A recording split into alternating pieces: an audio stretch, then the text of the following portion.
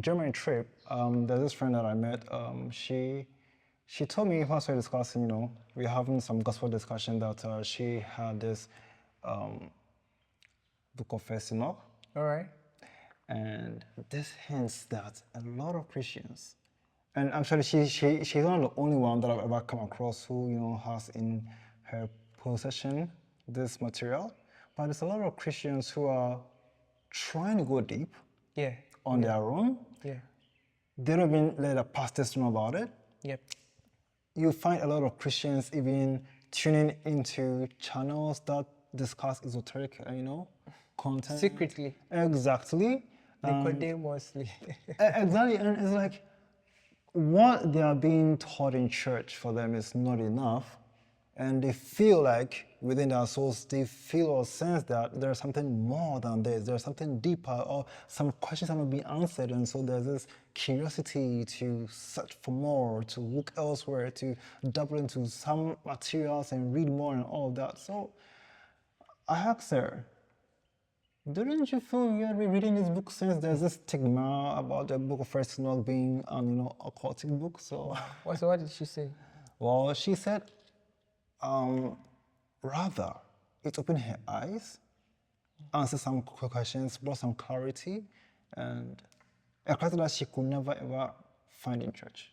Okay. Was she very detailed with the kind of clarity that the book gave? No, well, she spoke especially about how spirits, what was the name given to the spirits?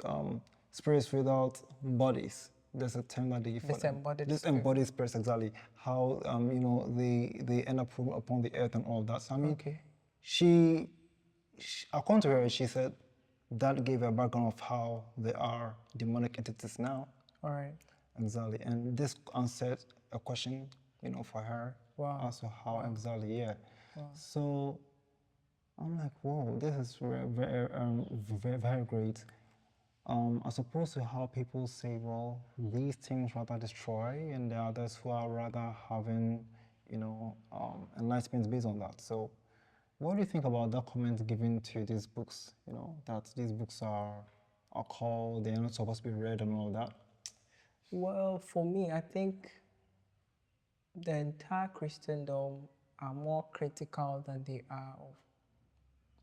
are more revelatory. And if such things are encouraged, in the long run, it looks like it will become very difficult to really know God and to also take advantage of certain revelations that God wants to give to them. Because they are more discriminating than revelatory.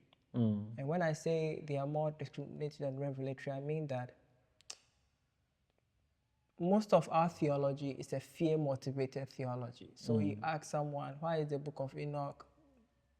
Well, if you read it, you end up this way, you end up this way. You go mad, you go crazy. Mad, you go crazy. But the question is, how did you come about this information since you have not read this book before?